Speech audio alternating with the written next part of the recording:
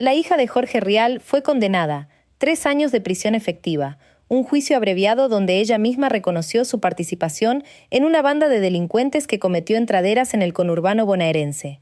27 años, un hijo en Córdoba, otro que estuvo en el medio de todo esto desde el principio, y un abogado que dice que en los próximos días podría quedar libre.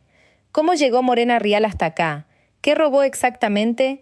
¿Por qué fue con el bebé a robar? ¿Y cómo funciona la ley que la podría poner en la calle a pesar de la condena? Todo eso te lo contamos hoy, en menos de 10 minutos. Suscríbete ahora al canal, deja un like y compartí este video para que más personas se enteren de todo lo que pasa. Porque somos Hoy en 60, somos tu canal. Para entender la condena, hay que entender primero quién es Morena Rial.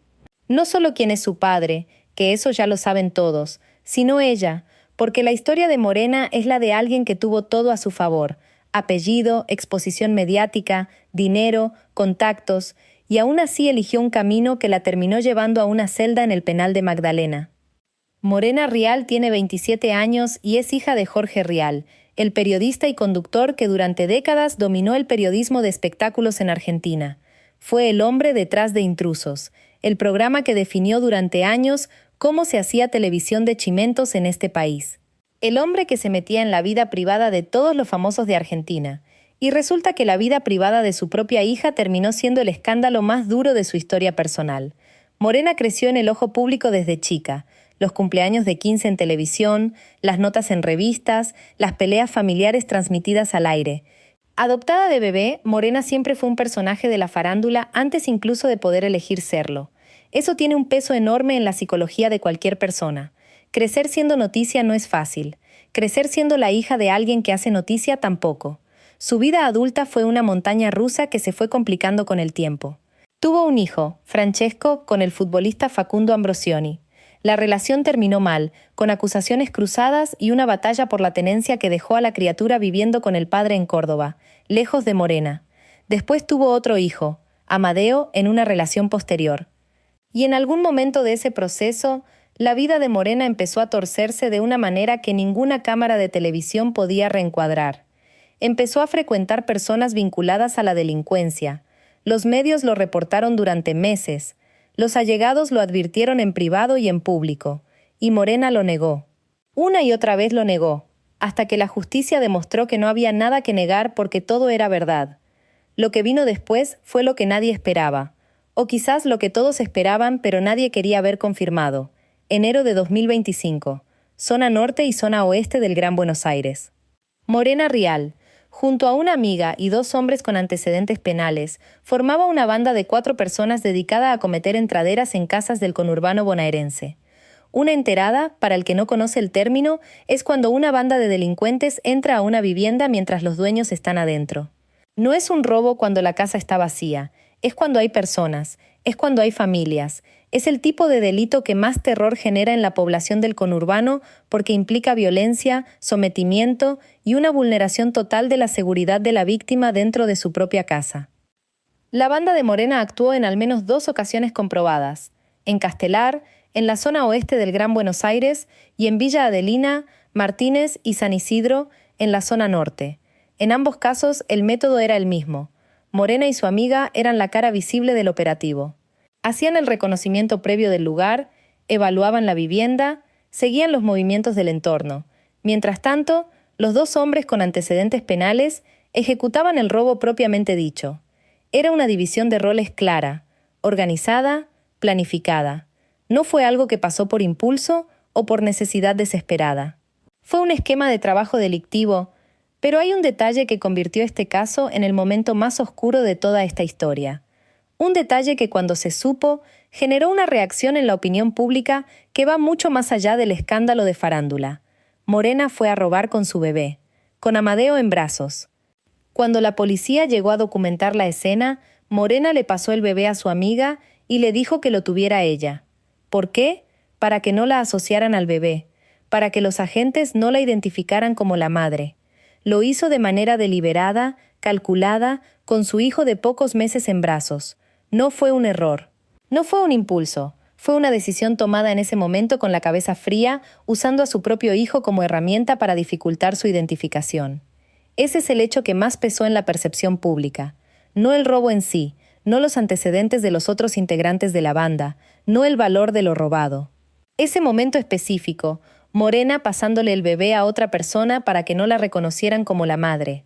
Eso es lo que la gente no pudo procesar, y es lo que el expediente judicial documentó con precisión. El robo fue tipificado como robo doblemente agravado, por escalamiento y efracción. Eso significa que la entrada a la propiedad implicó superar obstáculos físicos y forzar cerraduras o estructuras. No fue un hurto, no fue un arrebato en la calle, fue un robo organizado, planificado, cometido en banda, con métodos específicos de ingreso a las propiedades. Esa tipificación es importante porque determina la escala de la pena posible y el alcance legal del acuerdo de juicio abreviado que se firmó después. El 1 de julio de 2026, la jueza María Coelho, del Tribunal Oral en lo Criminal número 7 de San Isidro, homologó el acuerdo de juicio abreviado. La sentencia: 3 años de prisión de cumplimiento efectivo. Una sentencia de 40 fojas. Un documento largo, detallado, que recorre cada uno de los hechos probados y las circunstancias que llevaron a ese acuerdo. ¿Qué significa un juicio abreviado? Es un mecanismo del sistema penal argentino que permite resolver una causa sin llegar al debate oral completo. La defensa y la fiscalía se ponen de acuerdo. El imputado reconoce su participación en los hechos, y a cambio la fiscalía propone una pena generalmente menor a la que podría recibir en un juicio oral pleno donde todo se debate frente al tribunal. Es un mecanismo que existe en casi todos los sistemas penales modernos, y que tiene defensores y críticos. Los que lo defienden dicen que descomprime el sistema judicial y garantiza una resolución rápida. Los que lo critican dicen que a veces permite negociar penas que no reflejan la gravedad real de los hechos. En el caso de Morena, ella y su defensa reconocieron su participación en las entraderas. A cambio, el fiscal Patricio Ferrari acordó pedir 3 años. La jueza Coelho homologó ese acuerdo. 3 años de prisión efectiva, no condicional, efectiva. Pero como ahora vamos a ver, eso no significa necesariamente 3 años encerrada. Alejandro Chipola, el abogado de Morena, salió al aire en América TV para explicar algo que confundió a mucha gente cuando leyó el titular de la condena, porque el titular decía 3 años de prisión efectiva, y 3 años de prisión efectiva suena a que Morena va a estar 3 años presa. Pero el derecho penal argentino tiene una herramienta que cambia completamente ese panorama.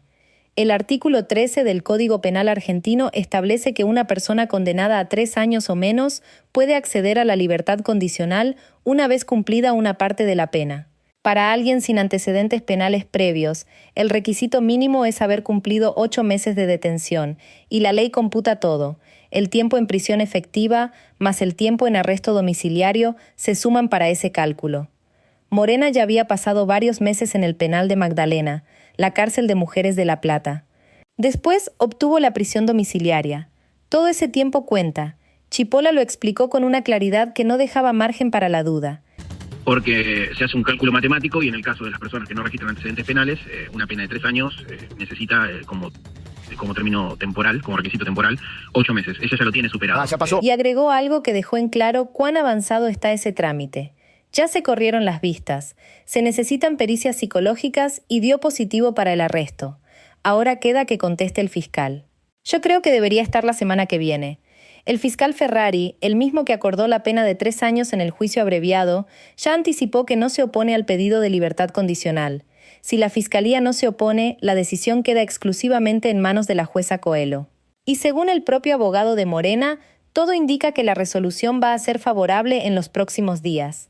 Libertad condicional, no libertad plena. Hay condiciones y restricciones que se determinan en la resolución judicial, pero fuera de la cárcel, en la calle, con obligaciones que cumplir, con presentaciones periódicas, con prohibiciones específicas. Pero en la calle, hay algo en esto que mucha gente no entiende y que genera mucha bronca cuando lo escucha, entonces vale la pena explicarlo bien. La libertad condicional no es un regalo, no es una salida por la puerta de atrás.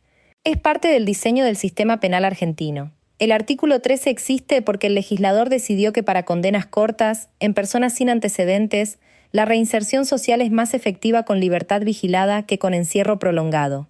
Uno puede estar de acuerdo o en desacuerdo con esa filosofía. Pero es la ley, es lo que votaron los representantes